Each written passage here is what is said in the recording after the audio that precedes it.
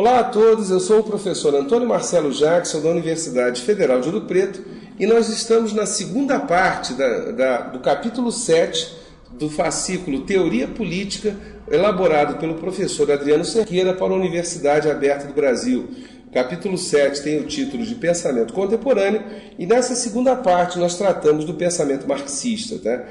É interessante aqui, o professor Adriano aborda muito pouco isso, eu gostaria de investir um sucinto comentário a esse respeito, mas o Karl Marx, né, ele não tem necessariamente uma teoria política. Isto porque, para Marx, todo o movimento social, todo o movimento da história humana se dá a partir daquilo que se convencionou chamar de luta de classes. Tá? E essas lutas de classes se dão em função do quê? Das condições materiais que todos nós encontramos para sobrevivermos no nosso dia a dia. Então, a partir de condições materiais diferentes, a partir de grupos que lidam com essas condições materiais de maneira distinta, existe um conflito que aparece, então, em todos os momentos e que acaba funcionando como que, entre aspas, por favor, motor da história humana. Né? E isso se reflete em todas as nuances, em todos os setores, em todos os segmentos da sociedade. O próprio Marx dizia que a política nada mais nada menos refletia isso. O Adriano, nesse sentido, ele chama rapidamente a atenção a esse aspecto. Bom, se Marx não tem uma teoria política, não significa que os pensadores marxistas que vêm depois, eles dispensam isso. Não, aí é o contrário. Tá? E nesse sentido, o Adriano Cerqueira nos chama a atenção particularmente de três autores: Vladimir Lenin, Antônio Gramsci e Poulantzas. Tá? Vamos pensar primeiro no caso do Lenin e do Gramsci, tá? Do Antônio Gramsci.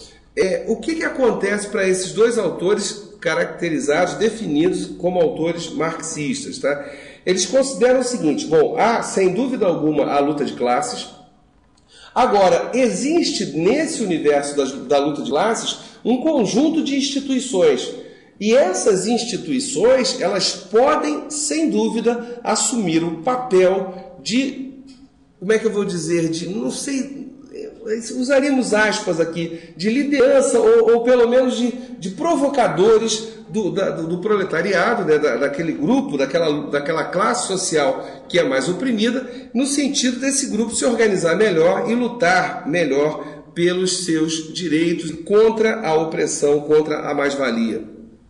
Nesse aspecto, eu acho que entre Lenin e Gramsci acaba dando uma bela definição a respeito dos partidos políticos, a ideia de um partido político de esquerda. Né? Ou seja, para Antônio Gramsci, o proletariado ele consegue lutar melhor quando ele tem um partido político que defende seus interesses. Né?